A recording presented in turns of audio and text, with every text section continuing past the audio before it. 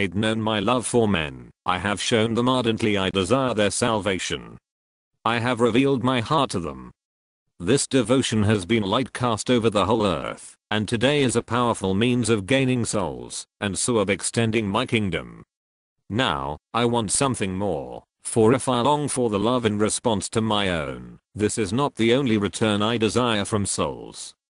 I want them all to have confidence in my mercy, to expect all from my clemency, and never to doubt my readiness to forgive. I'm God, but a God of love. I'm a father, but a father full of compassion and never harsh. My heart is infinitely holy, but also infinitely wise, and knowing human frailty and infirmity stoops to poor sinners with infinite mercy. I love those who after a first fall come to me for pardon. I love them still more when they beg pardon for their second sin, and should this happen again, I do not say 1,000,000 times, but 1,000,000,000 times, I still love them and pardon them, and I will wash in my blood their last as fully as their first sin. Never shall I weary of repentant sinners, nor cease from hoping for their return, and the greater their distress, the greater my welcome. Does not a father love a sick child with special affection? Are not his care and solicitude greater? So is the tenderness and compassion of my heart more abundant for sinners than for the just. This is what I wish all to know. I will teach sinners that the mercy of my heart is inexhaustible. Let the callous and indifferent know that my heart is a fire which will enkindle them, because I love them. To devout and saintly souls I would be the way, that making great strides in perfection, they may safely reach the harbor of eternal beatitude. Lastly, of consecrated souls, priests and religious, my elect and chosen ones, I ask once more, all their love, and that they should not doubt mine, but above all that they should trust me, and never doubt my mercy. It is so easy, to trust completely in my heart. 12 June 1923. I want to forgive. I want to reign over souls and pardon all nations. I want to rule souls, nations, the whole world. My peace must be extended over the entire universe, but in a special way over this dear country where devotion to my heart just took root. Oh, that I myself be its peace, its life, and its kings. I'm wisdom and beatitude. I'm love and mercy. I'm peace. I shall reign. I will shower my mercies on the world, to wipe out its ingratitude.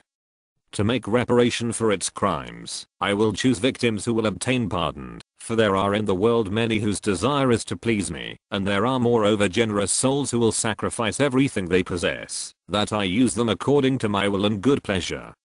My reign will be one of peace and love, and I shall inaugurate it by compassion on all. Such is the end I have in view, and this is the great works of my love. I have chosen you, Josefa, as a useless and incapable of being, so that it may be clearly I who speak, who ask, who sit. My appeal is addressed to all, to those consecrated in religion, and to those living in the world, to the good, and to the sinners, to the learned, and to the illiterate, to those in authority, and to those who obey. To each of them, I come to say, if you seek happiness you will find it in me.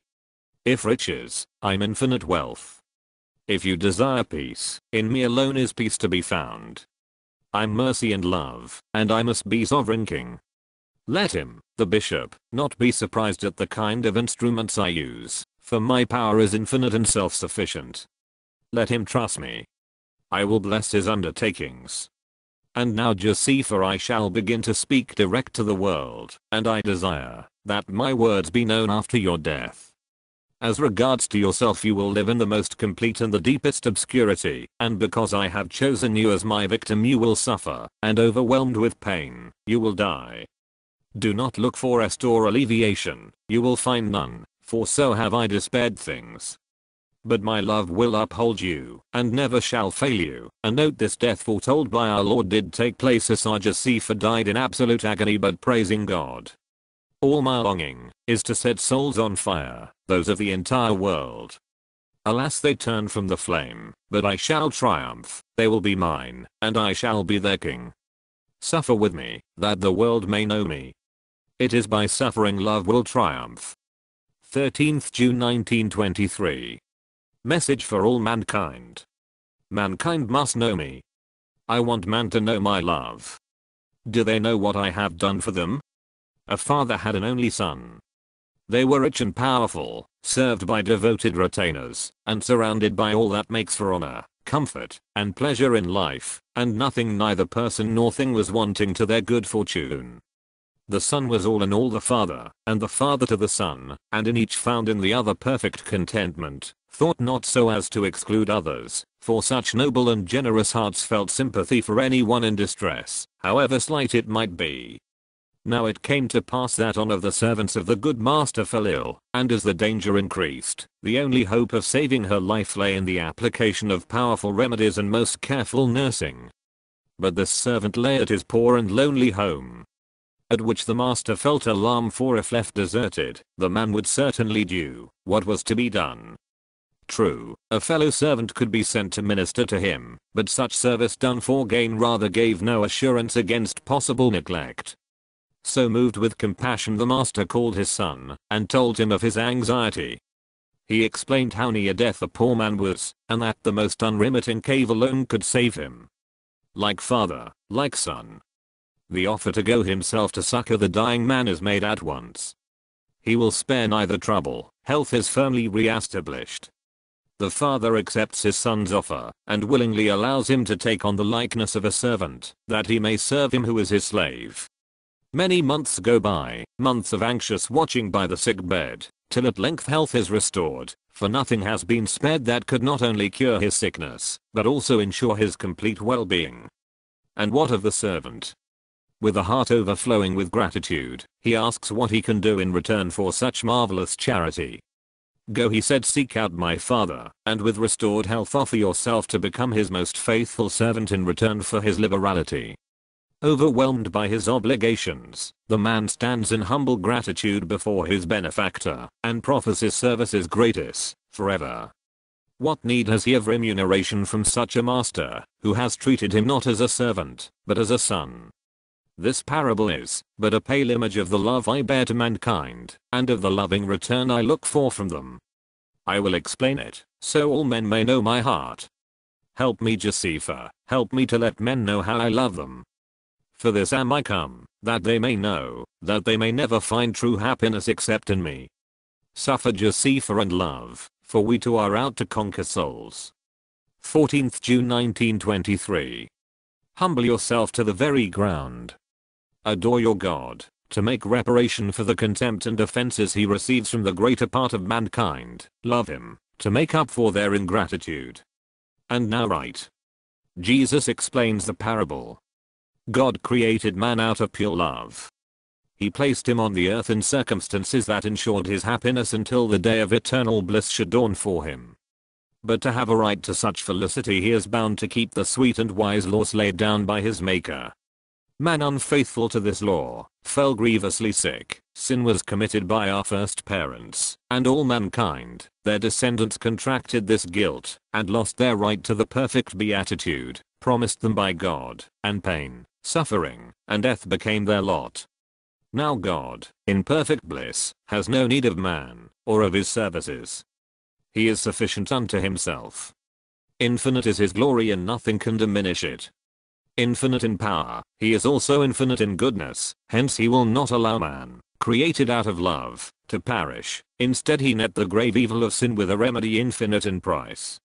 One of the divine persons of the Blessed Trinity, assuming human nature, will repair in a godlike manner the evil of the fall. The Father gives his Son, the Son sacrifices his glory. He comes to earth, not as an all-powerful Lord and Master, but in poverty as a servant, and as a child. The life he led, is known to you all. You know how from the first moment of the incarnation I submitted to all human afflictions. In my childhood I endured cold, hunger, poverty, and persecution. In my life of labor, how often humiliation and contempt were meted out to the carpenter's son. How often after a hard day's work we, my foster father, and I found, that we had earned hardly sufficient to support us, and this I continued for 30 long years. Then, foregoing the sweet company of my mother, I devoted myself to the task of making my Father known. I went about teaching men, that God is love. I went about doing good to bodies as well as souls. To the sick I gave back their health, The dead I raised to life, and to souls? Ah, to souls I restored liberty, that liberty which they had lost through sin, and I opened to them the gates of their everlasting home, heaven. Then came the hour when to win salvation for them the Son of God, will to surrender life itself. And how did he die? Was he surrounded by friends? Acclaimed as a benefactor? Blessed ones, you know that the Son of God did not will to die thus. He who had preached nothing but love was the victim of hatred. He who had brought peace to the world was treated most cruelly. He who came to bring men freedom was imprisoned, bound, ill-used, calumniated, and finally died on a cross between two thieves, condemned, abandoned, abject and despoiled of everything. It was thus he surrendered himself for man's salvation. It was thus he accomplished the work for which he had voluntarily left his Father's glory. Man was sick and wounded, and the Son of God came down to him. He not only restored fallen man to life, but earned for him both strength and power to acquire in this life the treasures of eternal beatitude. And what was man's response? Did he, like the grateful servant, offer his ministrations gratis and renounce any other but his master's interests? Let us consider and distinguish, for there are different ways a response has been made by man. 16th June 1923. Behold, this heart, it is that of a father, and is consumed with love for his sons, would that they knew it. Some have truly known me, and urged by love, have ardently desired to make an ardent sacrifice of themselves to my service, which is that of my Father.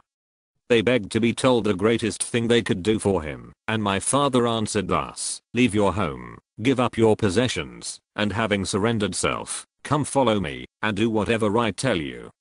Others, moved by all that the Son of God had done for their salvation, offered themselves to him, endeavoring with goodwill to make a return for his goodness, by working for his interests, but without entire renunciation of their own. To these my Father says, observe the law which the Lord your God has given you. Keep his commandments, and erring neither to the left nor right, live in the peace which belongs to faithful servants. There are others again who have little understanding of God's great love, yet they have an upright will, and live under the law, but without love. These servants have not volunteered to carry out all God's orders. Yet a slight indication of his will is often enough to enlist their service, since they are men of good will. There are yet others who submit to their God, not so much through love as through self-interest, and only fulfill the law as far as is necessary to ensure their salvation. Yet, do all men offer God their service? Are there any who, through ignorance of the great love of which they are the object, make no response to all that the Son of God has suffered for them? Alas! There are many who know and despise it, but a far greater number are entirely ignorant of it. I will speak in the first place to those who do not know me. My sons who from infancy have lived apart from your Father, come, I will tell you why you do not know me, for once you realize the affection I bear you, you will not resist my love. It is often the case that those brought up far from their parents have little affection for them, but when by chance the sweet love of father or mother is manifested to them, there awakens a keener appreciation of this warm devotion than is found in those who have never left home. To you, who not only do not love, but hate and persecute me, I say, why this hatred? What have I done to deserve persecution at your hands? There are many who have never asked themselves this question. Today when I ask it, they will perhaps say, we do not know. Behold, I will answer for you. If from childhood you have never known me, it is because no one has ever taught you about me, and as you grew up, nature was already developing in you, love of pleasure and enjoyment, a longing for wealth or freedom. Then came the day when you first heard of me, and how to live according to my will, that to do, so you must love, and bear with your neighbor, respect his rights and his goods, and gain a mastery of your own nature.